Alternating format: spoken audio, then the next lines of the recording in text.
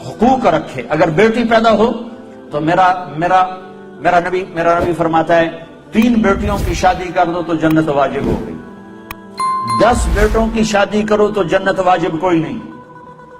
3 بیٹیوں کی شادی کرو تو جنت واجب ہو گئی. تو ایک صحابی نے پوچھا یا رسول اللہ 3 نہ ہو 2 ہوں؟ تو کہا 2 کی شادی کرو تو جنت. ایک نے کہا یا رسول اللہ اگر 2 نہ ہو 1 ہی بیٹی ہو اور آگے کوئی سلسلہ بھی نہ ہو تو آپ نے کہا 1 بیٹی کی شادی کر دو تو جنت واجب.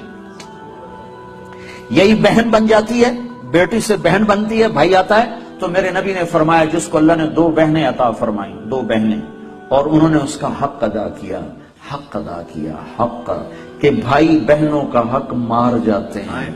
ماں باپ کی وراثت میں سے بہنوں کو نہیں دیتے. یہ ایسے ہی حرام ہے جیسے شراب بیچنا حرام ہے، جیسے سود کھانا حرام ہے، ایسے ہی بہنوں کا حق کھا جانا ایسے ہی حرام ہے جیسے چوری حرام ہے. یہ بہنوں کا چور ہے، اس کی چوری کی جس کے ساتھ مل کے 1 چھاتی کا دودھ پیا، 1 تھالی پیالی میں کھایا اور پیا، 1 چھت تلے جس کے ساتھ زندگی گزاری، یہ اس کی چوری کر گیا ہے. جس نے اپنی بہنوں کا حق مارا اس کا رزق حرام ہو گیا. میں اپنے استاد صاحب کی خدمت میں جن سے میں نے تفسیر پڑھی شہد لے کر گیا، 76-77 کی بات، رائمنڈ مرکز میں ہی مدرسہ ہے، مولانا جمشید صاحب. میں نے کہا حضرت یہ شہد لائے کہاں سے لائے ہو؟ کہا جی میرے اپنے باغ کا ہے. میں نے کہا میں نے خود توڑا، باغ میں لگا تھا آم کا. میں نے کہا جی میرے اپنے باغ کا ہے. تو مجھ سے فرمایا تیرے باپ نے اپنی بہنوں کو زمین میں سے حصہ دیا تھا. 1 شہد کی بوتل اس وقت 10 روپے کی آ جاتی تھی. اور کتنا گہرا سوال کیا، یہ نہیں کہا ماشاءاللہ جزاک اللہ، یہ نہیں کہا تیرے باپ نے اپنی بہنوں کو زمین میں سے حصہ دیا تھا؟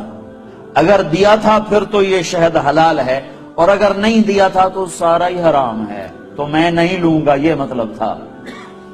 ہاں بھائی تیرے ابا نے بہنوں کو زمینوں میں حصہ دیا تھا؟ میں نے کہا جی شکر ہے میرے ابا کی بہن ہی کوئی نہیں، ہوتی تو کوئی نہ دیتے. صرف 2 بھائی تھے، ساری جائیداد 2 بھائیوں کی، بہن تھی ہی نہیں ان کی.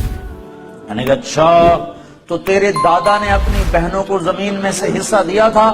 میں جمعیا ہی کوئی نہ ہوں اس لیے میرے کو کی پوچھی جانا، میرے جمن تو پہلے دی گلنا تھا، نہ پوچھو میرے کو.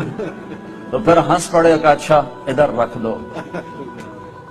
تو میرے نبی نے فرمایا جس نے بہنوں کو حصہ دیا، جس کو اللہ نے 2 بہنیں دی، اس نے بہنوں کا حق دیا اور شادی کے بعد بھی ان کے سر پہ ہاتھ رکھا تو اس پہ جنت واجب ہو گئی.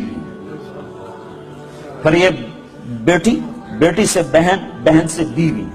پھر میرے نبی نے فرمایا بہترین مسلمان وہ ہے جو بیوی کے ساتھ اچھا سلوک کرے. اور میرے نبی نے فرمایا جو یہ چاہے اس لوگ کا مسلمان کہ وہ جنت میں میرے گھر کے قریب گھر بنا لے تو وہ 2 کام کرے، ایک اپنے اخلاق اچھے کرے، ایک اپنی بیوی سے اچھا سلوک کرے، تو اس کا گھر میرے گھر کے قریب ہو جائے گا. تہجد پڑھے، جہاد کرے، تبلیغ کرے، ذکر کرے، مراقبہ کرے، یہ نہیں فرمایا. کہ وہ 2 کام کرے، ایک اخلاق اچھے کرے، ایک بیوی سے اچھا سلوک کرے. یہ بیوی سے اچھا سلوک بھی تو اخلاق میں آتا ہے، اس کو الگ کیوں کہا ہے؟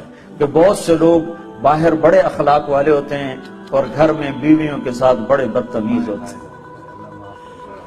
اور ہمارے ذمہ داروں میں عام ہے یہ حدیث، ایسے میں آنکھوں سے دیکھ رہا ہوں کہ میرا سارا خاندان، میرا معاشرہ جو ذمہ دار معاشرہ ہے وہ باہر ڈیرے دار ہیں، ذمہ دار ہیں اور بڑے سخی ہیں، بڑے مہمان نواز ہیں، لیکن گھر میں اتنے ہی بدتمیز ہیں. بیویوں سے ایسے سلوک کرتے ہیں جیسے نوکرانیاں، بیویوں کے ماں باپ کو ایسے گالیاں نکالتے ہیں جیسے انہیں گالی دینا ثواب کا کام ہے.